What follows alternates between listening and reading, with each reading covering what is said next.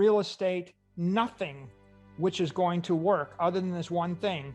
You convert your pesos into dollars, you forward finance all your cash flows, you finance all your fixed assets, you issue as much equity as you can in pesos, you issue as much debt unsecured in pesos, convert it all to dollars, put it into a bank outside the control of the Argentine government so that they can't convert it back into pesos and debase it.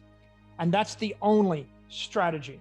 And what I've just described in a nutshell is the strategy of buying Bitcoin, right? Bitcoin's a bank in cyberspace. It's a hard asset. I take my money, I convert it to Bitcoin, I put it in a bank in cyberspace, and then I'm indifferent to how much currency gets printed by the Federal Reserve. And I've isolated my risk in that way. Yeah, this is where like the MIT education helps. Most problems solved in the real world, like fluid dynamics or thermodynamics or orbital mechanics problems, they're not solved with scalars, with a single number. They're not solved with arithmetic.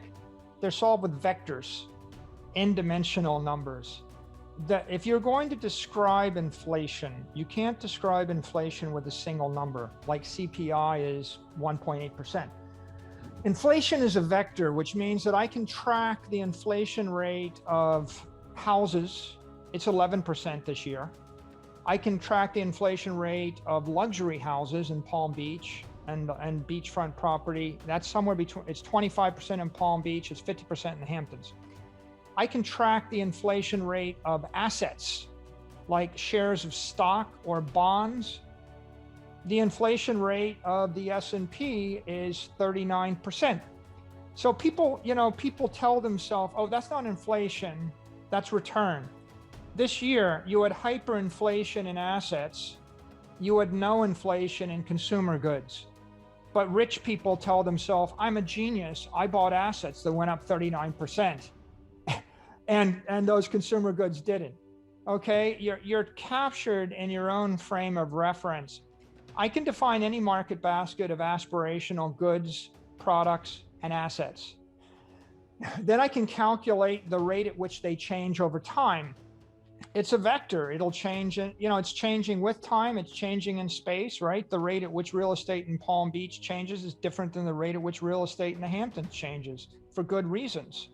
So once you embrace that idea, then the question is, do you want to live in your parents' basement, watch Netflix, and order Domino's pizza the rest of your life? If so, the CPI is relevant to you.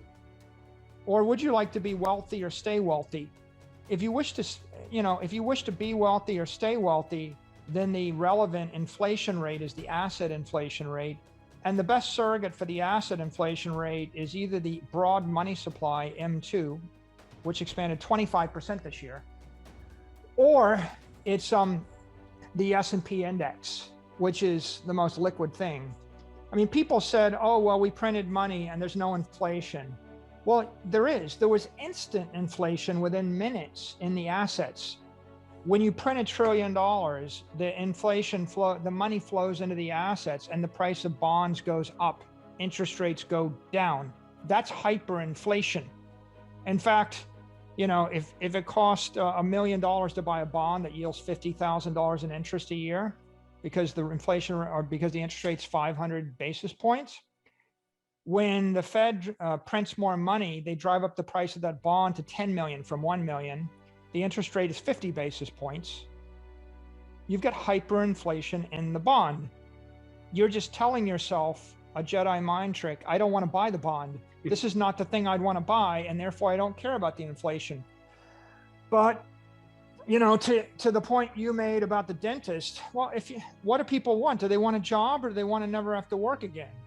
If what you want is Social Security and you want to be able to retire early at age 40 and paint and live with your family and enjoy your life, you don't want cheap pizza, and you don't want free streaming YouTube and Netflix. That's patronizing. I don't want to work till I'm 80 and have cheap YouTube. What I want is to work till I'm 40, buy a bond, and stop working. And if I have to buy an asset. And so the pernicious issue is that the inflation rate of assets was 8% a year from 2010 to 2020. it was 35% from March of 2020 to March of 2021. And if you're 21,